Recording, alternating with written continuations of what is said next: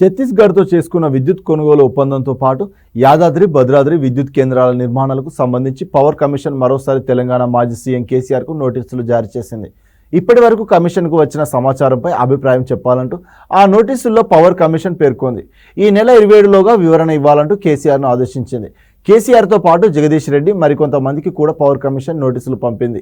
ఛత్తీస్గఢ్ నుంచి విద్యుత్ కొనుగోలు ఒప్పందంతో పాటు యాదాద్రి భద్రాద్రి విద్యుత్ కేంద్రాల నిర్మాణానికి సంబంధించి తీసుకున్న నిర్ణయాలపై మాజీ సీఎం కేసీఆర్కు జస్టిస్ నరసింహారెడ్డి కమిషన్ నోటీసులు జారీ చేసింది. ఈ నెల 15లోగా రాతపూర్వకంగా సమాధానాలు పంపాలని నిర్దేశించింది.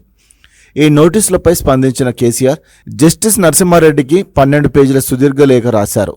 ఎలక్ట్రిసిటీ యాక్ట్ 2003ను అనుసరిస్తూ అవసరమైన కేంద్ర ప్రభుత్వ సంస్థల, రాష్ట్ర ప్రభుత్వ సంస్థల నుంచి అనుమతులు పొంది ముందుకు సాగామని ఆ లేఖలో కేసీఆర్ పేర్కొన్నారు. గత ప్రభుత్వం సాధించిన విజయాలను తక్కువ చేసేందుకే ప్రస్తుతం అధికారంలో ఉన్న కాంగ్రెస్ ప్రభుత్వం విద్యుత్ అంశాలపై విచారణ కమిషన్ ఏర్పాటు చేసిందంటూ కేసీఆర్ దుయ్యబట్టారు. విచారణలో నిష్పాక్షిత ఎంతమాత్రం కనిపించడం లేదంటూ పేర్కొన్న ఆయన కమిషన్ ముందు హాజరై ఏం చెప్పినా ప్రయోజనం ఉండదన్నారు.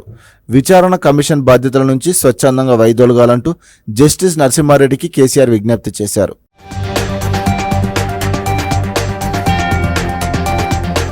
కమిషన్కు కేసీఆర్ రాసిన లేఖపై అధికార కాంగ్రెస్ ఆగ్రహం వ్యక్తం చేసింది. కమిషన్ ముందు హాజరైతే కేసీఆర్కు వచ్చిన బాధ ఏమిటంటూ డిప్యూటీ సీఎం బట్టి విక్రమార్క మండిపడ్డారు. అక్రమాలకు పాల్పడ్డారు కాబట్టే కమిషన్ ముందు హాజరవడం లేదంటూ మిగతా కాంగ్రెస్ నేతలు కేసీఆర్పై ఫైర్ అయ్యారు. అయితే ఈ వివాదం కొనసాగుతుండగానే కేసీఆర్ హైకోర్టులో పిటిషన్లు దాఖలు చేశారు. జస్టిస్ నరసింహారెడ్డి కమిషన్ను రద్దు చేయాలంటూ ఆ పిటిషన్లో పేర్కొన్నారు.